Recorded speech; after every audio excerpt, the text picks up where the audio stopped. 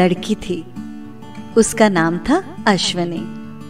उसने करीब 1 महीने पहले ही अपनी पहली नौकरी बड़े जोश के साथ शुरू की थी।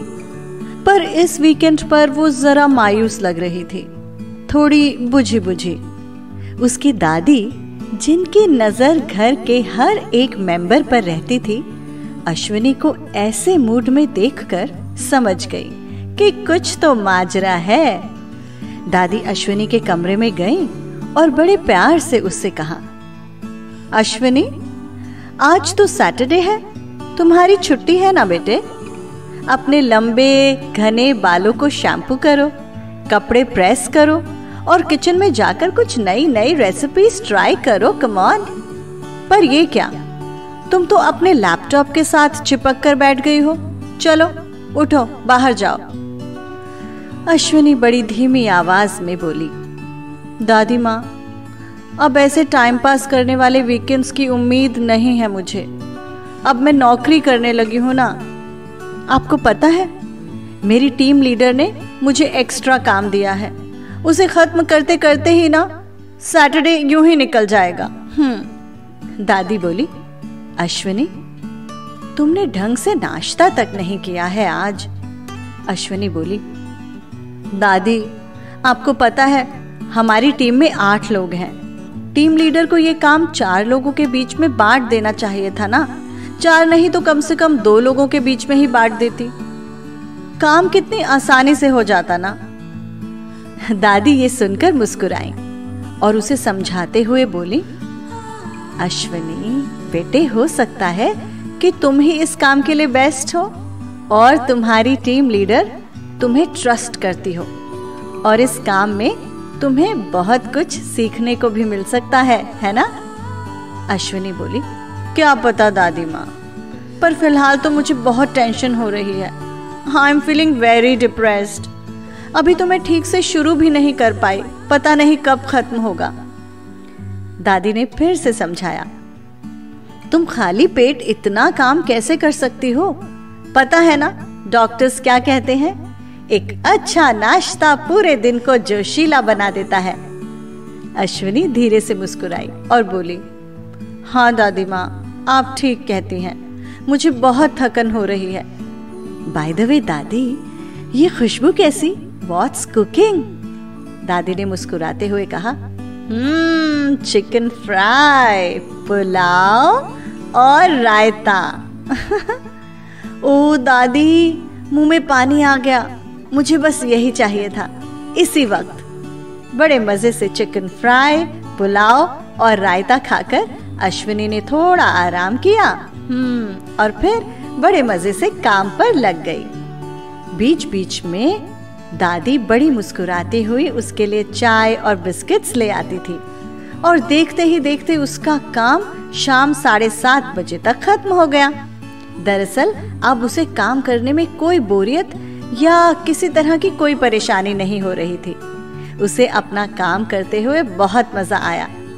उसने इसे एक चैलेंज की तरह एक्सेप्ट किया और जिसमें उसे सफलता मिली। अपने कपड़े प्रेस किए और रसोई में झांका तो देखा उसकी दादी डिनर की तैयारी कर रही थी। अश्विनी भी मदद करने लगी और बड़े प्यार से दादी से बोली, दादी, याद है आप हमें कहानियां सुनाया करती थी जब हम छोटे थे? हाँ हाँ, बिल्कुल याद है, दादी ने मुस्कुराते हुए कहा। आज भी मेरे पास तुम्हें सुनाने के लिए एक कहानी है और ये कहानी एक भालू की है। सुनोगी? हाँ हाँ, सुनाइए ना, आई एम रेडी। एक भालू अपना रास्ता भूल गया और पास के गांव में चला गया। गांव वाले उसे देखते ही डर गए और चिल्ला चिल्ला कर इधर उधर भागने लगे और किसी भी तरह उस जानवर को जंगल वापस भेज देना चाहते थे। अश्विनी बोली, ओ दादी, वो बेचारा भालू कितना डर गया होगा ना। हाँ बेटा, बहुत डर गया था।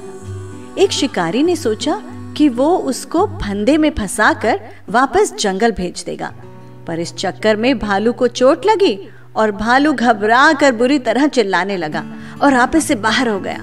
बेचारा शिकारी। भालू समझ ही नहीं पाया कि लोग उसकी मदद करना चाह रहे थे।